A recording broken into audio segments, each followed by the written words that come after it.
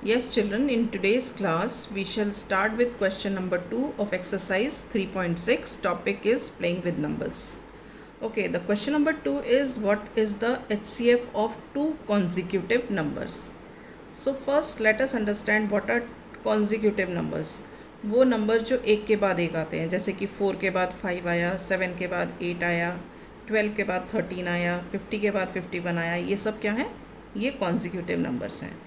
तो हमें पता लगाना है कि HCF of two consecutive numbers क्या होगा. ठीक है. So let us assume any two consecutive numbers. Late the to consecutive numbers be 8 and 9. ठीक है. अब हम इनका प्राइम फैक्टराइजेशन ले लेते हैं. टेकिंग देयर प्राइम फैक्टराइजेशन,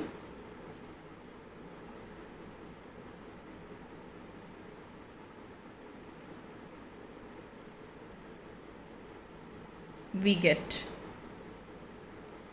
अब 8 का करो प्राइम फैक्टराइजेशन, क्या है? 2 4 ज़ा 8, 2 2 ज़ा 4, 2 1 ज़ा 2. ठीक.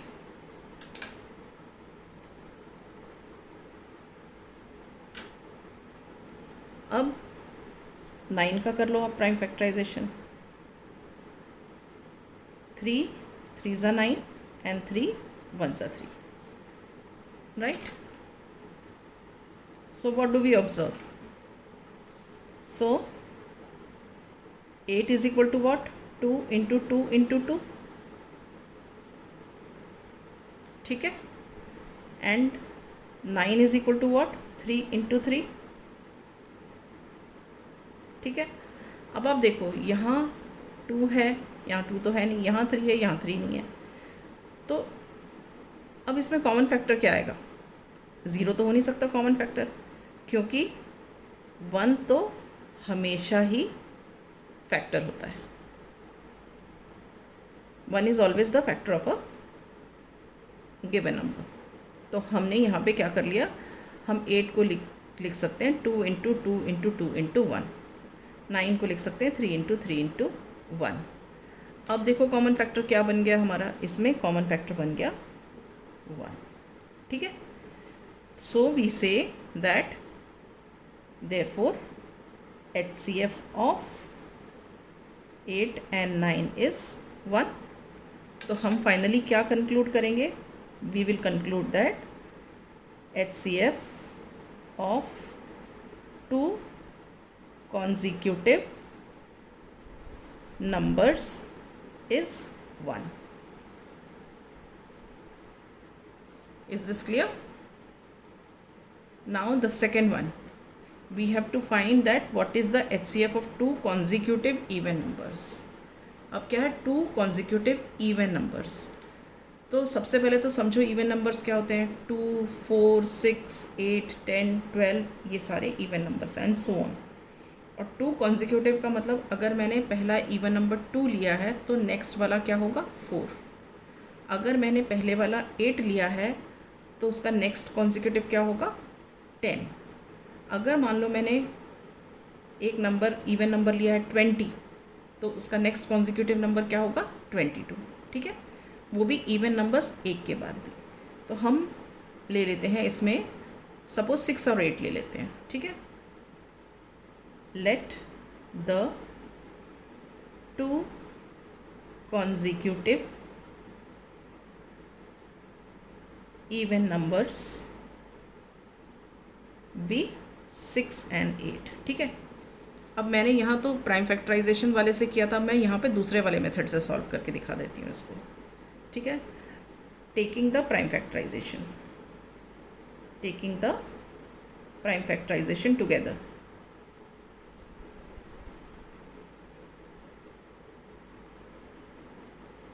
Of 6 and 8 we get. अब लेते हैं हम इसको, 6 और 8 लिखते हैं. 6 and 8.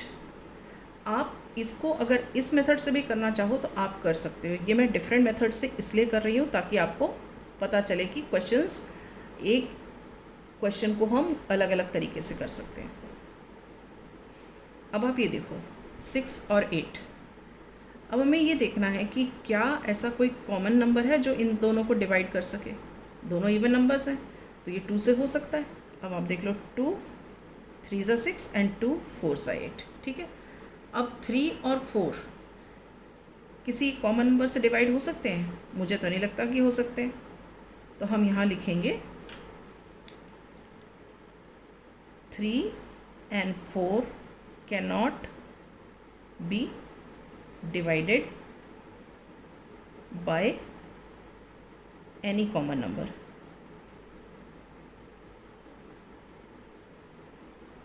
ठीक है, तो इसका मतलब क्या हो गया, ये जो है ये हमारा HCF हो गया 6 और 8 का। तो यहाँ पे लिखेंगे therefore HCF of 6 and 8 is 2। तो हमारा फाइनल आंसर क्या हुआ? हमारा तो क्वेश्चन क्या था, HCF of 2 consecutive even numbers. तो हमारा फाइनल आंसर क्या ये हुआ, HCF of 2 consecutive even numbers is 2। Is this clear? Now let us come to the third part. Third part is we have to find the HCF of 2 consecutive odd numbers। ठीक है, consecutive odd numbers। तब odd numbers समझो कौन से होते हैं, 1 3 5 7 9 11, ये सारे एंड सो ऑन, ये सारे ऑड नंबर्स हैं। ठीक है, तो और कॉन्जिक्यूटिव कैसे हैं, अगर हमने 7 लिया तो नेक्स्ट क्या हो जाएगा 9, अगर मैंने 13 लिया तो नेक्स्ट क्या हो जाएगा 15, अगर मैंने 19 लिया है तो नेक्स्ट कौन सा हो जाएगा 21। ठीक है, जो इमीडिएट उसके बाद वाला आएगा वो दोनों नंबर्स कॉन्जिक्यूटिव हैं। तो हम स्टार्ट करते हैं, यहाँ पे हम ले लेते हैं, let us take 2 consecutive odd numbers as 7 and 9 ले लेते हैं। ठीक है, अब मैं आपको ये तीसरे वाले मेथड से बता देती हूँ कैसे करते हैं।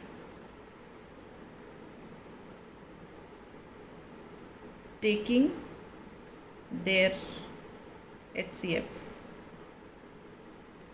अब हम क्या करेंगे, बड़ा नंबर 9 है तो ये डिविडेंड हो जाएगा और ये डिवाइज़र हो जाएगा। तो हम 9 को अंदर रखते हैं और 7 से डिवाइड करते हैं। 7 1 सा 7, 2 आया रिमाइंडर। अब देखो ये जो रिमाइंडर था ये डिवाइज़र बन गया और ये डिविडेंड बन गया। तो ये क्या हुआ, 2 3 सा 6, 1 रिमाइंडर अभी भी 0 नहीं हुआ। तो ये मेरा क्या बन गया, ये मेरा वापस से डिवाइज़र बन गया और ये 2 मेरा क्या बन गया, डिविडेंड बन गया। 1 2 सा 2, तो रिमाइंडर क्या हो गया 0। ठीक है, सो अब किसके कारण रिमाइंडर 0 हो, इसके कारण रिमाइंडर 0 हो।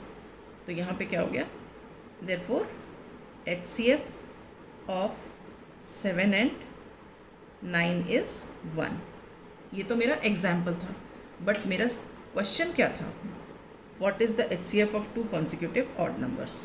So we say therefore HCF of 2 consecutive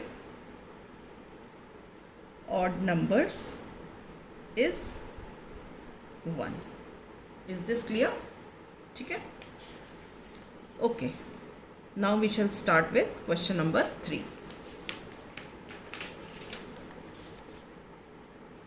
Now this is question 3। अब ध्यान से सुनो क्वेश्चन।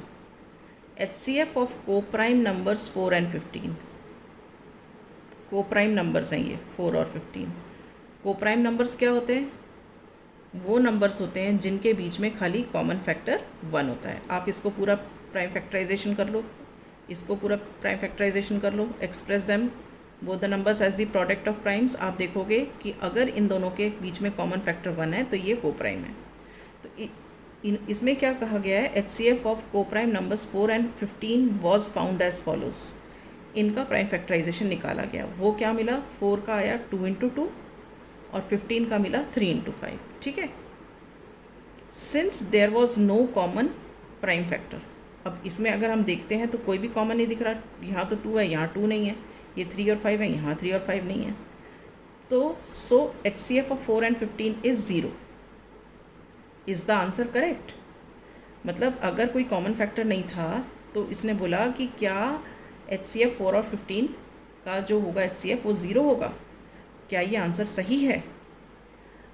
इफ़ नॉट, अगर सही नहीं है तो what is the correct HCF, तो इसका HCF क्या होगा, ठीक है। तो हम क्या करेंगे,